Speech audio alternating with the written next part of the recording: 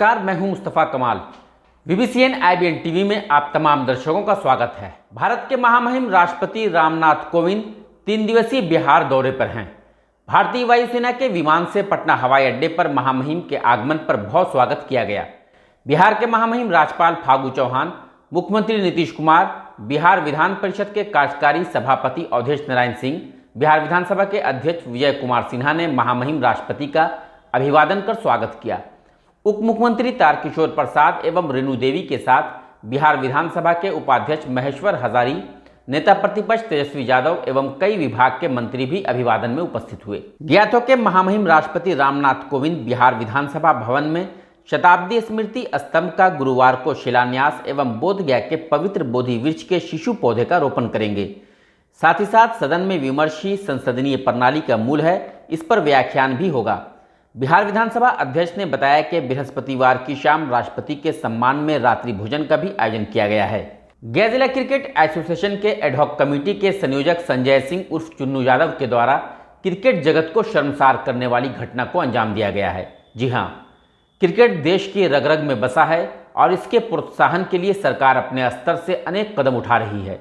जब हम अंतर्राष्ट्रीय खेल का आयोजन देखते हैं तो पूरा राष्ट्र एक होकर अपने खिलाड़ियों का समर्थन करता है, लेकिन इस खेल की एक परंपरा है। खेल के अंत में सभी खिलाड़ी एक दूसरे खिलाड़ी का हाथ मिलाकर मनोबल को बढ़ाते हैं, क्योंकि खेल को खेल भावना से खेला जाता है। लेकिन गया जिला क्रिकेट संघ के एडहॉक कमेटी के संयोजक संजय सिंह उर्फ चुन्नू यादव के द्वारा जिले को शर्मसार करने वाली घटना को अंजाम दिया गया है। दांगी क्रिकेट क्लब खिजरसराय गया के संचालक राजेश कुमार ने बताया कि उनका क्लब गया जिला क्रिकेट संघ से निबंधित है, जिसके लिए सत्र 2021-22 में रिन्यूअल को लेकर फॉर्म लेने वो कार्यालय गए थे। कार्यालय में उन्हें इंतजार करने के लिए कहा गया।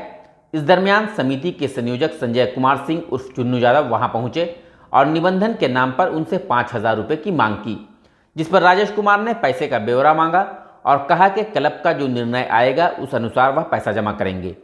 इतना सुनने के बाद संजय कुमार सिंह उर्फ चुन्नू यादव आग बबूला हो गए और मारपीट करने लगे। राजेश कुमार ने आशंका जताई है कि उनके जान को खतरा है और किसी भी समय उनके साथ कोई अनहोनी घटना हो सकती है। सर, मैं राजेश कुमार दांगी क्रिकेट अकेडमी के नाम से चलाता हूँ खिजरसराय में। वहाँ गया जिला क्रिकेट एसोसिएशन की तरफ से नोटिफिकेशन आया हुआ था कि 2021-22 का रजिस्ट्रेशन करा लें लीग खेलने के लिए। तो गया डिस्ट्रिक्ट क्रिकेट एसोसिएशन की तरफ आए हुए थे और एसोसिएशन में आए हुए थे। एसोसिएशन में आए तो सर से बात हुआ, जो अध्यक्ष हैं अभी मास्टर पुलस्कर सर, उनसे बात हुआ। बात होने के बाद बोले कि फॉर्म अभी जमा अभी छपने गया है, थोड़ी देर में आ जाएगा, आप ले लीजिएगा। इसी बीच कन्वेनर जो हैं संजय कुमार सिंह उर्फ चुन्नू यादव, वो आए। आने के बाद फॉर्म भी आ गया। उसी समय आए, फॉर्म मांगे बोले कि ठीक है दे देते हैं।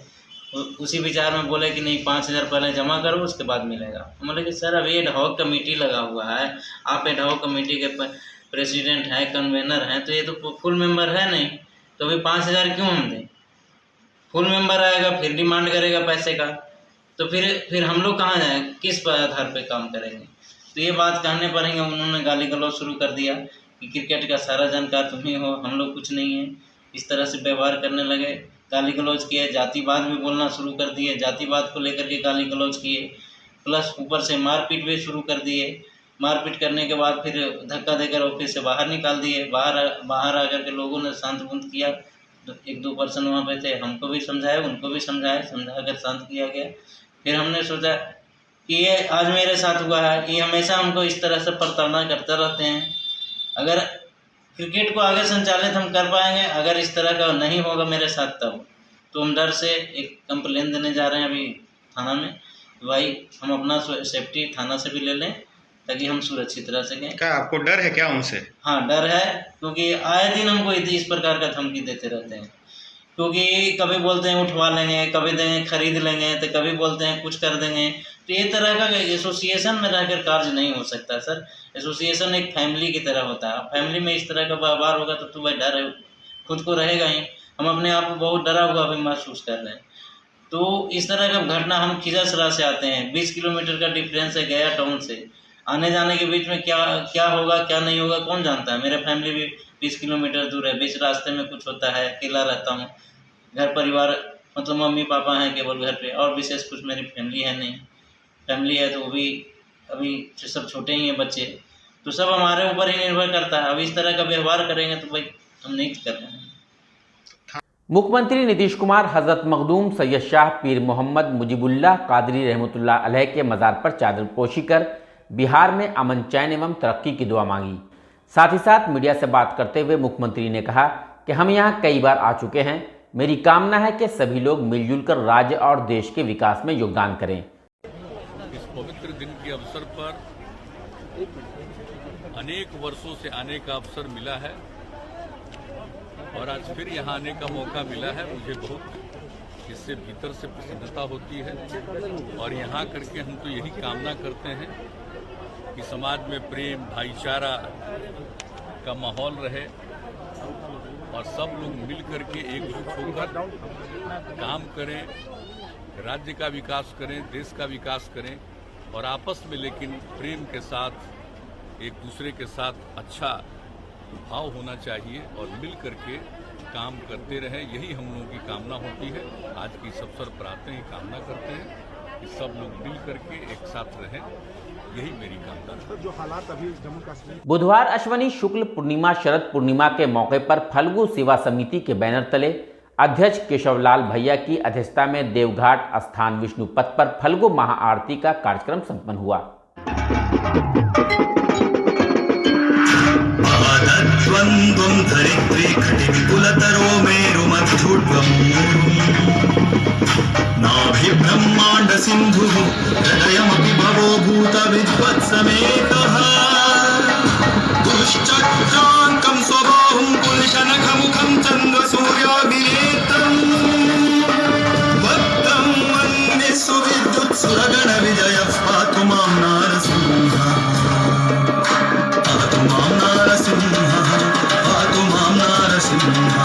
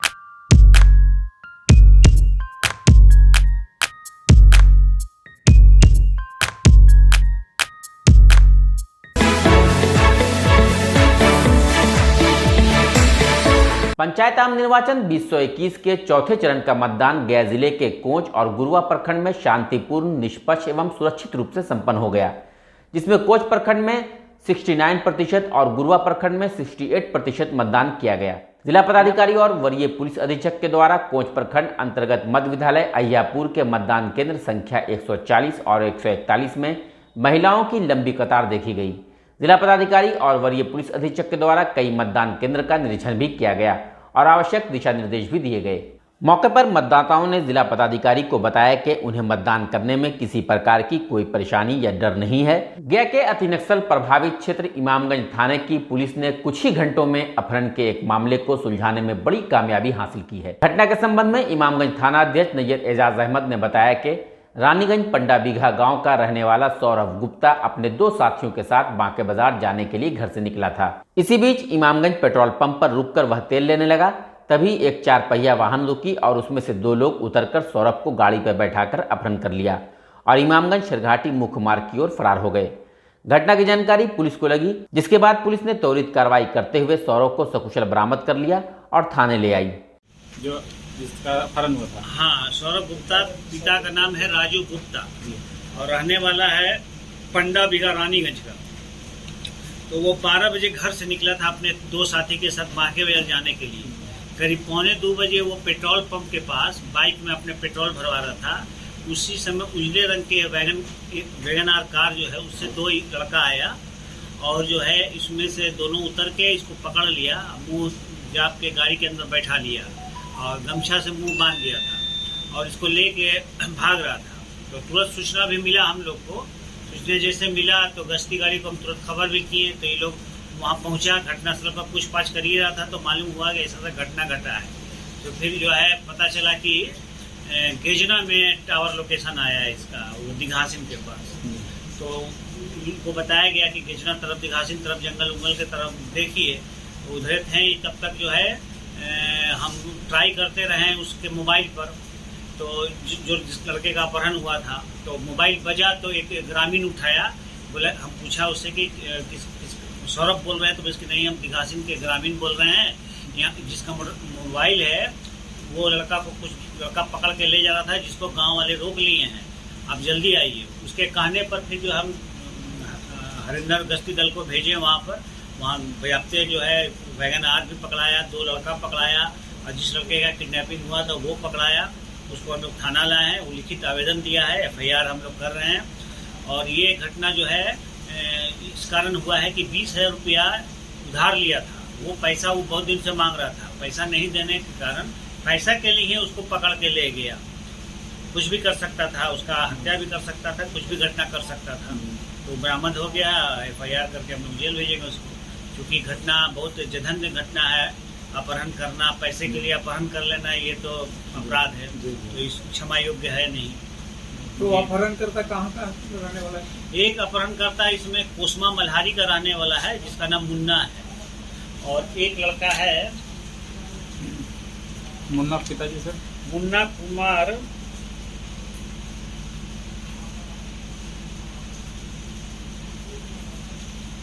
मुन्ना कुमार, पिता नगीना यादव जी, ग्राम कोसमा मल्हारी, जी, थाना इमामगंज जी। एक है संतोष कुमार, पिता विजय पासवान, ग्राम करडी, थाना इमामगंज। और अपहरण जिसको हुआ वो कहाँ से रहने? वो पंडा बीघा रानीगंज का रहने वाला। क्या नाम है सर? उसका नाम है सौरभ गुप्ता, बाप का नाम राजू गुप्ता। बहुत गरीब आदमी है। यही है, इसमें कार्रवाई किया जा रहा है। कोरोना टीकाकरण को देखते हुए गया के करीमगंज कब्रिस्तान समिति ने कोरोना वायरस से निजात दिलाने के लिए कब्रिस्तान में टीकाकरण केंद्र स्थापित किया है, जहां हर तबके के लोग कब्रिस्तान पहुंचकर टीकाकरण करा रहे हैं। अब तक वहां 15,000 से अधिक लोगों को टीका लगाया जा चुका है। यहां करीमगंज कब्रिस्तान कमेटी ने कोरोना से बचाव को देखते हुए बेहतरीन मिसाल पेश की है। करीमगंज कब्रिस्तान टीकाकरण केंद्र पर मुस्लिम और हिंदू दोनों समुदाय के लोग पहुंच रहे हैं और टीकाकरण करा रहे हैं। हालांकि करीमगंज और न्यू करीमगंज में बड़ी संख्या में मुस्लिम आबादी के कारण कब्रिस्तान केंद्र पर मुसलमानों की संख्या में वृद्धि हुई है। दरअसल कोरोना वैक्सीन के बारे में अफवाहें फैलाई जा रही थी कि मुस्लिम समुदाय वैक्सीन पाने में पिछड़ रहे हैं। भले ही यह सिर्फ मुस्लिम विरोधी प्रचार था, जबकि मुस्लिम समुदाय लड़ाई के बजाय शांति और व्यवस्था के साथ खड़ा हुआ है और टीकाकरण केंद्र पर टीकाकरण में भाग ले रहा है। गया में कोरोना टीकाकरण जागरूकता अभियान इस प्रकार चलाया गया कि जब भी कब्रिस्तान में कोई अंतिम संस्कार करने वाला व्यक्ति आता है तो वार्ड पार्षद और कब्रिस्तान समिति के सदस्यों के द्वारा अंतिम संस्कार में उपस्थित लोगों को टीका और इसके लाभ के बारे में जानकारी दी जाती है, ताकि अधिक से अधिक लोग टीका लगा सकें। मगर गेट नंबर 2 के पास जो है ये कोरोना इंजेक्शन का कैंप लगाया जा रहा है और शुरू से लग रहा है। जब से भारत सरकार का ऐलान हुआ है तब से लगा जा रहा है, रोज़ाना लगता है। और जो मुसलमान इससे परेशान थे कि नहीं इससे नुकसान होगा, लोग मर जाएंगे, ये बिल्कुल गलत है। बल्कि हर भारतीय को, हर मुसलमान को, हिंदुस्तानी को लेना चाहिए और इसका यही इलाज है। और उसी दिन से गेट नंबर 2 कब्रिस्तान के पास जो है उसी दिन से ये टीकाकरण चल रहा है। आज भी आपके सामने चल रहा है, ये चलता रहेगा।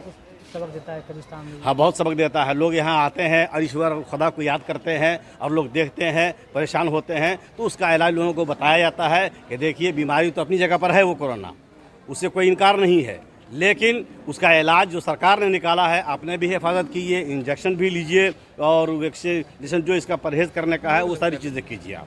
कब्रिस्तान गेट नंबर 2 है। यहाँ 2 गेट है, 1 नंबर गेट भी है, 2 नंबर गेट भी है, लेकिन जिस गेट पे आप खड़े हैं ये गेट नंबर 2 है। और करीमन कब्रिस्तान कमेटी के जो सेक्रेटरी हैं जनाब ज़मीर साहब, उनसे परमिशन लिया गया है। हमारे काउंसलर साहब वार्ड नंबर 25 और 26 दोनों के, उनकी बीवी वार्ड नंबर 25 की काउंसलर हैं और 26 से हमारे अबरार अहमद साहब हैं। तो वो लोग जो है हमारे कमेटी के सेक्रेटरी से परमिशन लिए कि यहाँ कोरोना का वैक्सीन दिलाना है, सरकार की ये योजना है, इसलिए ये जगह हमको चाहिए। तो कब्रिस्तान कमेटी के सेक्रेटरी बहुत खुशी से ये जगह दे दिए। तो क्या सोचकर यहाँ पर बनाए थे आप? यहाँ तो कई लोग आना नहीं चाहते। यहाँ पे पहले तो लोग डरते थे, इसमें कोई दो राय नहीं है, लेकिन अब इस करीमगंज, न्यू करीमगंज के अलावा जितने भी अगल बगल के मोहल्ले हैं, सभी मोहल्ले के लोग यहाँ आ रहे हैं, चाहे वो हिंदू हों या मुसलमान हों, बहुत खुशी से आ रहे हैं और खुशी से वैक्सीन लेके जा रहे हैं। अब तो यहाँ सेकेंड डोज भी पड़ रहा है। सेकेंड डोज जो फर्स्ट डोज यहाँ लिए हैं वो लोग आके यहाँ सेकेंड डोज भी ले रहे हैं। तो लोग अब डरते नहीं? तो अब कोई नहीं डरते हैं, सब समझ गए कि कोरोना का वैक्सीन लेने से आदमी मरता नहीं है। पहले तो लोगों को शंका था कि वैक्सीन लेने से हम बीमार पड़ जाएंगे या मर जाएंगे, लेकिन अब ऐसा कोई शंका नहीं है। लोग खुशी खुशी आ रहे हैं और वैक्सीन ले रहे हैं। यहाँ सप्ताह में 4 दिन वैक्सीन पड़ता है, सोमवार, मंगल, बृहस्पतिवार और शनिवार। यहाँ पर जीवनदान की खुराक दिया जा रहा है, क्या कर सकते हैं? जीवन दान का ही प्रावधान दिया जा रहा है। ये आपको करीमगंज कब्रिस्तान जगह है, जो कि यहाँ के बहुत अच्छी सहूलतें हैं और लोग भी बढ़ चढ़ के यहाँ अपने हिस्सा ले रहे हैं और वैक्सीन सुई अपना इस्तेमाल में ला रहे हैं। कई लोग डरते हैं कब्रिस्तान। नहीं, कब्रिस्तान से क्यों नहीं यार, एक दिन तो कब्रिस्तान ही में इंसान को आना है। इसको हम लोग जीवन बचाने के लिए इसको सुविधा किया जा रहा है, मरने के बाद तो फिर यहाँ नहीं है भाई। लोग मरे नहीं इसके लिए? जी हाँ, इसका तो सुविधा इसलिए नहीं किया जा रहा है, आदमी सेफ्टी रहे, है कि नहीं। सेफ्टी के लिए क्या किया जा रहा है? यहाँ आपको वैक्सीन सुई दी जा रही है कोरोना का। मैंने खुद पहला डोज, जो सेकंड डोज 20 सितंबर को लिया, पहले 27 जून को लिया।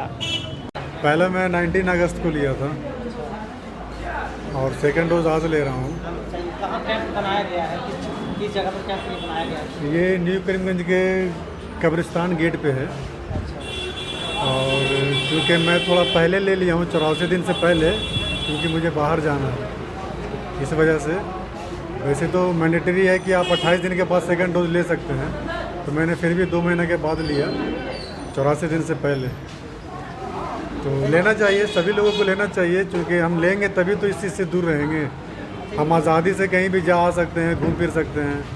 अगर हम इस चीज़ को ख़त्म करना चाहते हैं तो लोगों को तो बढ़ चढ़ के कदम आगे बढ़ाना चाहिए और ये वैक्सीन लेना चाहिए। लोगों के जो मन में भय है, डर है, इस सबको किनारे कर करके और अपना जीवन को देखते हुए परिवार का रक्षा करने के लिए ये सब चीज़ करना ज़रूरी है। ये सेंटर बनाया कब्रिस्तान में, क्या संदेश देता है यहाँ पर? संदेश यही देना है कि हमारे जितने भी करीमगंज, न्यू करीमगंज, अलीगंज, जितने भी क्षेत्रीय मतलब के इलाके हैं,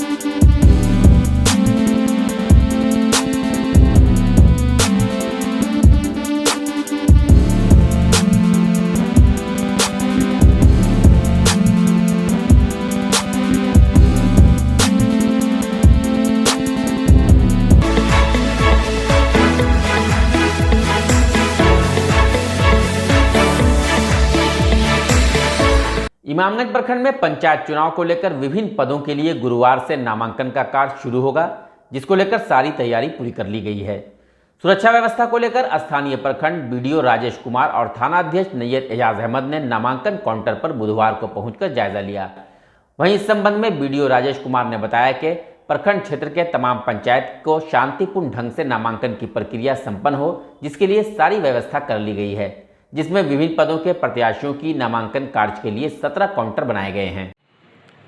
कल से ही इमामगंज में आपका 8वां चरण को लेकर नॉमिनेशन चालू होने जा रहा है, उसके लिए क्या तैयारियां की गई है, सुरक्षा के मद्देनजर में क्या इंतजाम किए गए हैं? हाँ, सारी तैयारी कर ली गई है। पंच और वार्ड के लिए अलग काउंटर बनाया गया है। पंचायत समिति, मुखिया और सरपंच के लिए अलग नॉमिनेशन नया भवन में लिया जा रहा है।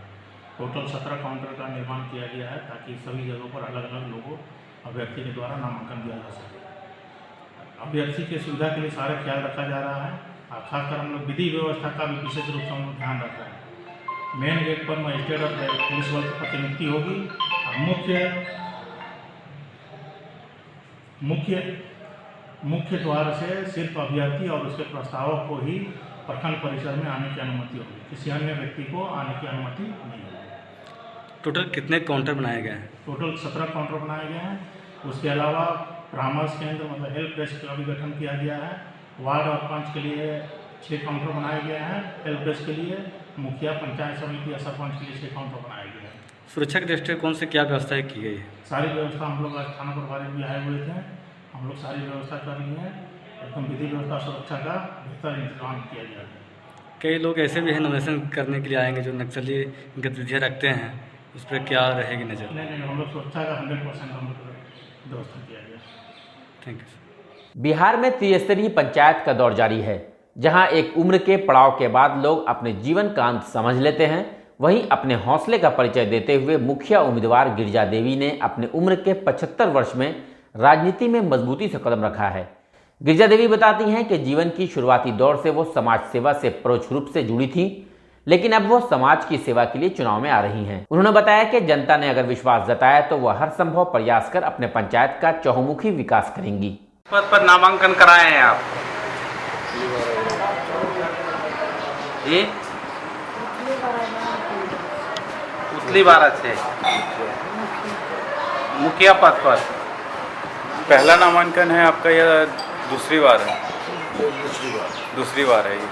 पहले भी ये जीत रखे हैं। उनके हस्बैंड और जो हमने पब्लिक के बीच में कार्य करने के लिए मुद्दा रखे हैं और सोचे हैं उसको पब्लिक तक पहुंचाने के लिए। क्या मुद्दा है आपका, क्या प्लानिंग है? प्लानिंग ये है, इस पंचायत को पहले पंचायत समिति में भी रह चुका हूँ।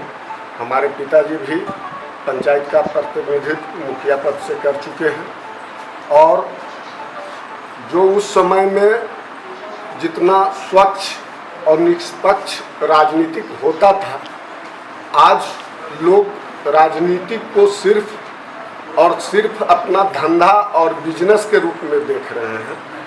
ये जनता को चाह हुआ कि नहीं, अगर जो फिर जो उन्हीं को लाया जाए तो हम लोगों को पुराना दिन लौट सकता है।